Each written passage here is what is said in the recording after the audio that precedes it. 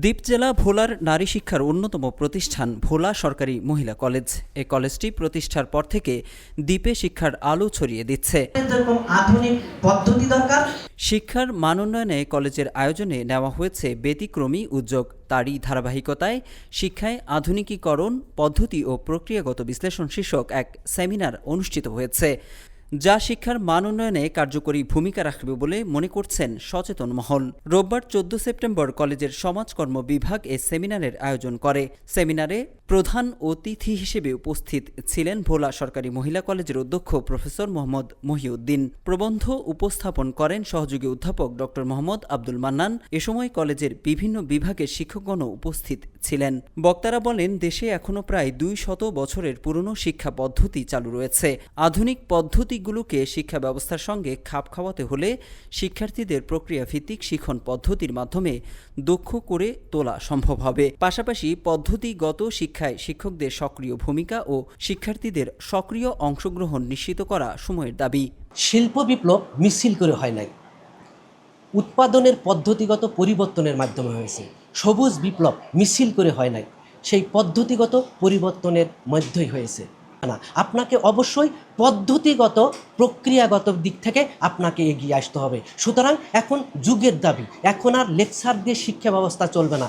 শিক্ষা বিপ্লব আনতে হলে আপনাকে পদ্ধতি দিয়েই আনতে হবে। শিক্ষার আধুনিকীকরণ করতে গেলে মানে বর্তমান সমাজ ব্যবস্থাটা, শিক্ষার ব্যবস্থাটা এরকম যে আধুনিকীকরণ ছাড়া, পদ্ধতি ছাড়া সম্ভব না।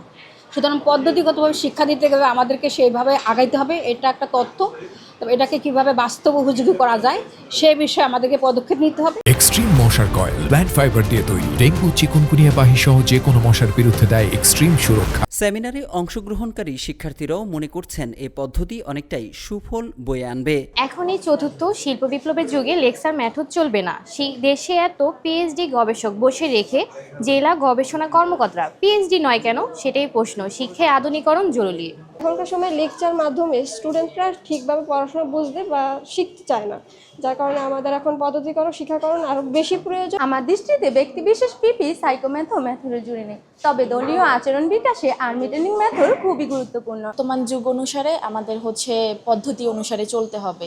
এখন আর লেকচারটা ওইভাবে গ্রহণযোগ্য না, তাই আমাদেরকে এখন পদ্ধতির দিকে আগাতে হবে। পুরনো লেকচার মেথড দিয়ে চলছে আমাদের শিক্ষা ব্যবস্থা, 200 বছরের পুরনো স্কাউট দিয়ে চলছে আমাদের শ্রেণী শৃঙ্খলা রক্ষার কাজ। শিক্ষা পদ্ধতির পরিবর্তন বর্তমানে সময়ের দাবি। ভবিষ্যতেও শিক্ষায় আধুনিকীকরণ ও দক্ষতা উন্নয়নমূলক বিষয়ে এ ধরনের সেমিনার আয়োজন করা হবে বলে জানায় কলেজ কর্তৃপক্ষ। আমাদের পুরানো যে পদ্ধতি সেটা আমি বাদ দিতে বলতেছি না, পাশাপাশি যদি আমরা যে সমস্ত আধুনিক পদ্ধতিগুলি আছে এগুলো যদি আমরা আমাদের শিক্ষা ব্যবস্থার মধ্যে নিয়ে আসতে পারি, এটাকে আমরা বাস্তবায়ন করতে পারি, তাহলে আমরা অল্প সময়ের মধ্যেই আমাদের শিক্ষা ব্যবস্থাকে অনেক দূরে এগিয়ে নিতে পারব। সেমিনারে ভোলা সরকারি মহিলা কলেজের সমাজকর্ম বিভাগের শিক্ষার্থী ও শিক্ষকগণ অংশগ্রহণ করেন। ছোটন সাহা, বাংলানিউজ24.com, ভোলা।